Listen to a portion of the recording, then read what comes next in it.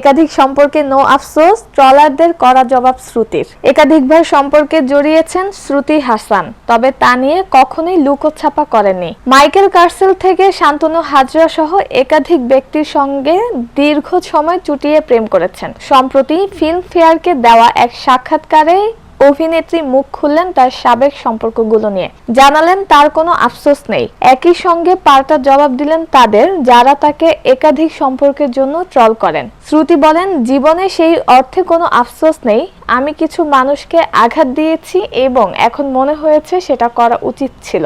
এর বাইরে আমার কোনো কিছু নিয়ে হতাশায় ভুগি না। যে মানুষগুলো আমার কাছে গুরুত্বপূর্ণ তাদের কাউকে ভুল করে আঘাত দিয়েছি, এখন সেটার জন্য আমি ক্ষমাও চেয়ে নেই। কমল হাসান কন্যা আরো বলেন, আমাদের সবারই একটা করে মারাত্মক অতীত থাকে, এক্স থাকে। সেটা ছাড়া যখন যে অধ্যায় শেষ করি সেটা নিয়ে কোনো আফসোস রাখি না। তাই মানুষ যখন বলে, ওহ বাবা এটা তোমার কত নম্বর প্রেমিক, তখন আমি বলি আপনারা বুঝছেন না, এটা আপনার জন্য কেবল একটা সংখ্যা, কিন্তু আমার জন্য এটা সেই সংখ্যা যতবার আমি ভালোবাসা চেয়েও পাইনি। খারাপ তো লাগেই, একজন মানুষ তো।